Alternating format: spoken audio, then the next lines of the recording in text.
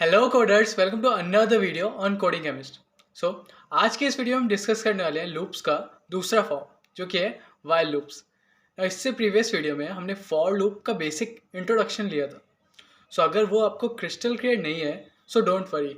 जैसे जैसे हम इस कोर्स में आगे बढ़ते जाएंगे हम लूप्स को अपने कोड में और ज़्यादा यूज़ करते जाएंगे एंड उन्हें इम्प्लीमेंट करते जाएंगे। सो आपको लूप्स का जो कॉन्सेप्ट है वो क्लियर होता जाएगा। ओके ना, फॉर लूप में आपने देखा था कि फॉर लूप एक पर्टिकुलर रेंज ऑफ वैल्यूज़ पे ऑपरेट करता है। इसका मतलब है कि फॉर लूप जो है आपका वो कुछ सेट ऑफ वैल्यूज़ पर ही ऑपरेट करेगा एंड उनके अकॉर्डिंग ही आपको आउटपुट शो कर रहा होगा। जैसा कि हम फॉर लूप में एक प्री डिफाइंड फंक्शन जो कि हमारे पाइथन में है रेंज फंक्शन, इसे हमने बेसिकली पिछले वीडियो में देख रखा है, उसका यूज़ करते हैं। ओके एंड लूप्स का बेसिक यूज़ क्या होता है? किसी चीज़ को बार बार या आपके रिपीटेटिव वर्क को आपके कोड में इम्प्लीमेंट करना। ओके जैसे कि हमने प्रीवियस वीडियो में एक बेसिक आइडिया लिया था, व्हाट इफ आपको नंबर्स प्रिंट करने हैं 1 to 10। सो आपके पास दो तरीके हैं, ईदर आप एक पर्टिकुलर नंबर प्रिंट करने के लिए उस पर्टिकुलर चीज़ के लिए एक सिंगल लाइन ऑफ कोड लिखें एंड उसे 10 टाइम्स रिपीट करें, जो कि एक लेंदी वर्क है। एंड हमारा कोडिंग का प्रिंसिपल ये कहता है कि आप अपने कोड में जितना हो सके अपने कोड को रिड्यूस करें एंड अपने वर्क को कॉम्पैक्ट बनाएं। सो उसी चीज़ को इम्प्लीमेंट करने के लिए अपने कोड में हम यूज़ करते हैं डिफरेंट डिफरेंट कोड्स की टेक्निक्स का। सो उन्हीं एक टेक्निक्स के अंदर आते हैं हमारे लूप्स। ये हमारे वर्क्स को एक्चुअली बहुत हद तक ईजी बना देते हैं। ओके ना, आज हम डिस्कस करने वाले while loop. So while loop और फॉर लूप में एक बेसिक डिफरेंस जो होता है वो ये है कि हमारा फॉर लूप एक रेंज ऑफ वैल्यूज़ पे ऑपरेट करता है और ऑन द अदर हैंड हमारा वाइल लूप जो है वो कंडीशंस पे ऑपरेट करता है। दैट मीन्स आपके वाइल लूप को आपकी वैल्यूज से कोई फ़र्क नहीं पड़ता।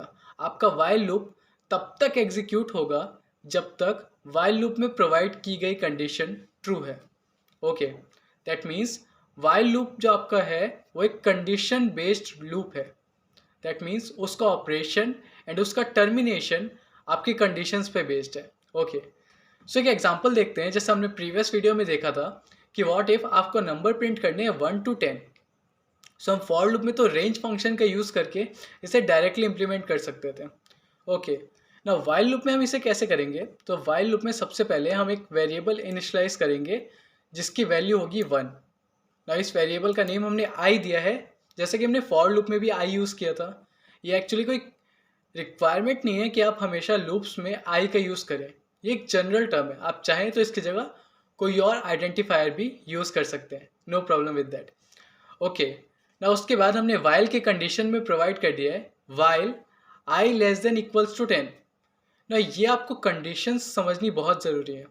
एज अ बिगनर कई लोगों को यहाँ पे डाउट आता है कि हम कंडीशंस कैसे प्रोवाइड करें।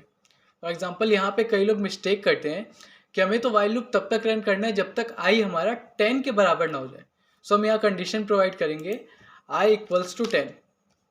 बट ये रॉन्ग है, बिकॉज आपका वाइल लूप क्या करता है, तब तक रन होगा जब तक उसकी कंडीशन ट्रू है ना। यहाँ पे आपने आई इक्वल्स टू 10 लिख दिया, दैट मीन्स आई की वैल्यू जब तक 10 होगी तब तक ये लूप एग्जीक्यूट करेगा।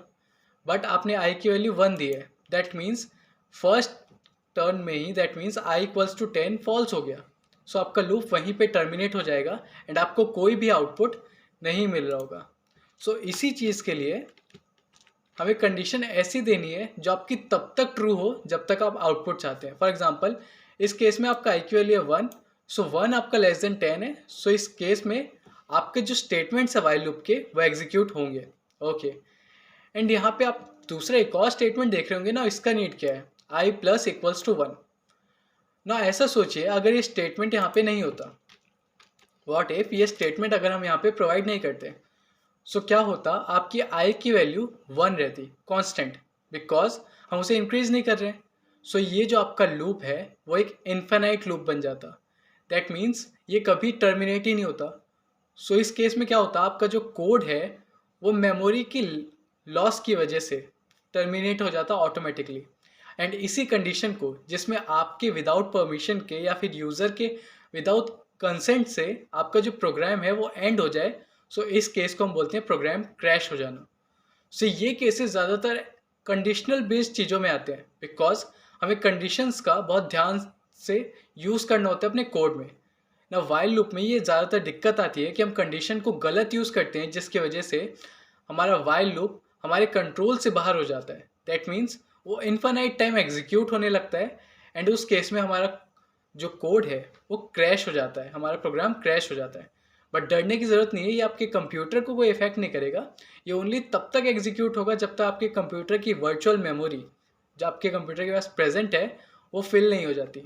जैसे ही वो फिल होगी आपका जो प्रोग्राम है वो एंड हो जाएगा एंड उसके बाद आपकी जो मेमोरी है वो वापस खाली हो जाएगी। ओके, सो इसीलिए आपको हमेशा अपने वाइल लूप में दो चीज़ें चेक करनी बहुत ज़रूरी है।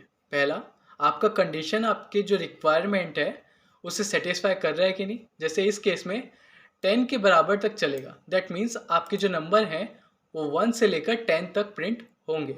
ओके, फर्स्ट कंडीशन तो सेटिस्फाई हो गई ना। सेकेंड कंडीशन, क्या आपका नंबर इंक्रीज हो रहा है, दैट मीन्स क्या इस लूप की टर्मिनेशन कंडीशन हिट होगी कभी।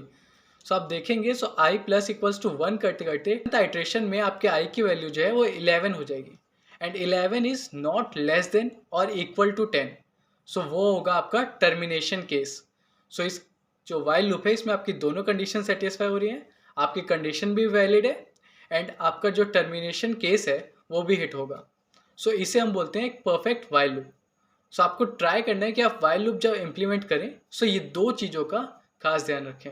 ओके ना, आगे हम जब इस कोड को यूज़ करेंगे या फिर वाइल लूप को अपने कोड में यूज़ करेंगे सो आप इसके बारे में और ज़्यादा क्लियर होते जाएंगे, आपके कॉन्सेप्ट और ज़्यादा स्ट्रॉन्ग होते जाएंगे।